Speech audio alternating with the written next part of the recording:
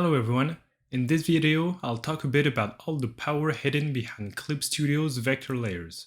So let's deep dive into it.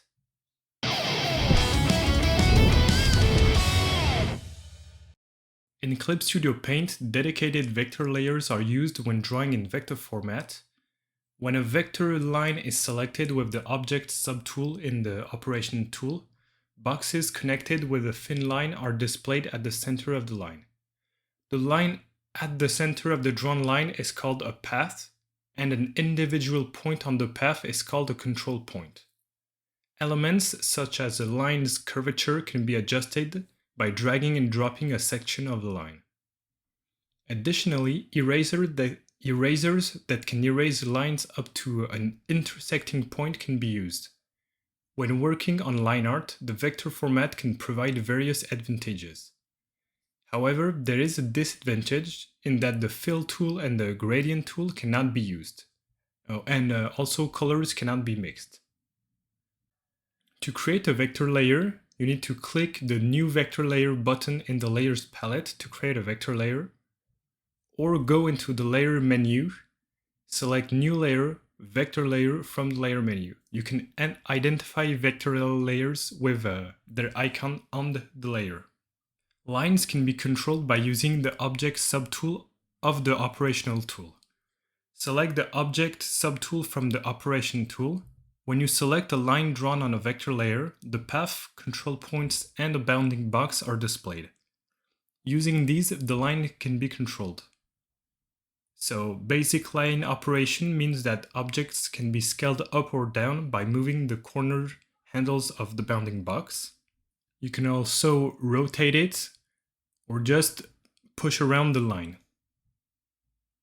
Now let's get on with the vector eraser. Lines drawn on a vector layer can be freely erased with the eraser tool, similar to a raster layer. But furthermore, with vector layers, it is also possible to use erasers in a way that takes advantages of the characteristics of the vector format. Here we will show how to use one of the most useful functions of the vector format, the intersect delete. With this function, you can draw objects with multiple intersections, such as buildings, for example, efficiently and cleanly.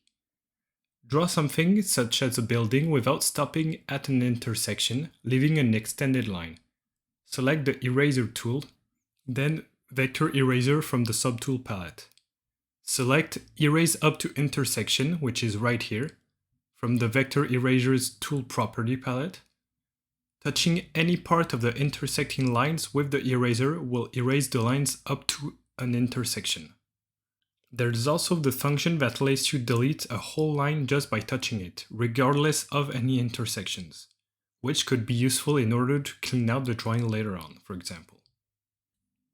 The last tool is the Correct Line tool, with several subtools that are more niche in their use but still very powerful. Here's a rundown of what you can do here. You can correct line width. In ClipStudio Paint, the weight of vectors can be changed. Emphasis and nuance can be added to a uniformly thick line. Select the Edit Line tool and select Correct Line Width from the Subpalette tool. In Tool Property, select either Scale Up Width or Scale Down Width. Specify the area to change width by painting with the brush, which will be showed with the green part below. And if Scale Up is selected, you can correct the line to become thicker, or Scale Down will make it thinner. For example, you can draw background line art with a uniform width and add nuances later. There's also a tool property called Set Width, which will set the width of a line to a specific number.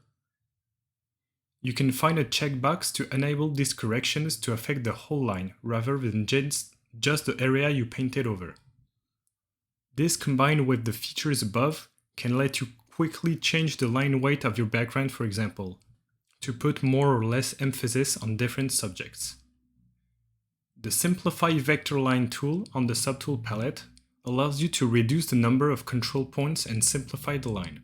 Just like the stabilization on the brush tool, it has multiple strength settings. The Redraw Line Width tool allows you to change the line width by dragging over the vector line as if tracing. Furthermore, if pen pressure is configured, on the tool palette for the brush size, you can adjust the line width by adjusting the pen pressure. This tool can change the line width of lines drawn on the vector layer, as well as frame borders in a frame border folder, and also the drawing lines on the balloon layer. And lastly, the redraw vector line allows you to transform a vector by dragging a portion of it. This tool also functions like the previous one on a vector layer, on frame borders and balloon layers. If this was helpful for you, please subscribe and like the video, and you will also find an affiliate link for ClipStudio down in the description down below. You can try the free trial that way. It might help me back in the future if you decide to purchase the software to use it. So I hope this video was useful and gave you some ideas into how you can implement vectors in your workflow. And see you in the next video. In the meantime, keep creating. Bye everyone.